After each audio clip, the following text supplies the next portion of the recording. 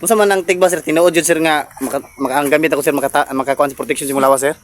Oh, tinuod di wa magudot ni. Oh, tinuod jud sir. Ikaw makasulti sa mga tao sir, unsa man gid sir, tinuod jud sir ang mga gamit nga nako nga gihatag sa imo. Tinuod kay sa ako lang Sebastian, ikaw ko'y nagtigbas. Oh, Oo, sundang man gid siguro to. sundang. Oo, kahit dito. Oh. Kaya kung habol, hindi ko nga, di mo dulot. Pero sa Diyos, kahit man to, madutipot. Grabe. Okay naman. Okay kayo mina sir. Oh. Okay, kaya po. Oh, grabe kayo sir. Di ba basta sir? Mo na sir. Ang ilang gigon sa kan karon nga tiki ko na to sundang, kan plastic ko na sundang. Aabot lang ka kay Sa ilang daw pa sa ilang kuan plastic daw sir. kuang manggani ka na sana ano nini? Nilagom uy. Lagom. Pero Pero nang burot napagalig kayo pili mo dili gid plastic, sundang gyud.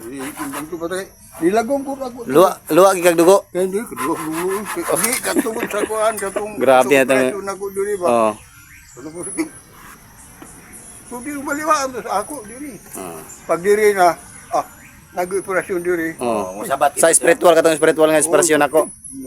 Ito yung kasamahan ko mga kapanalig no na taga Butuan sa taga Butuan at saka nagpabasbas sa atin. Ito yung testimony niya mga kapanalig.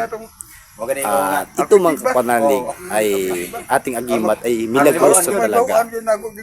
Yung mga agimat natin ay tested at subok na. Noong unang panahon ginagamit nung mga pulis at saka ginagamit ng mga pulis at sa mga sundalo at ating mga kaibigan dyan ng mga pulis at sundalo at saka ibang pang kaibigan at pinpi dyan. Shout out sa inyong mga kapanalig at sir.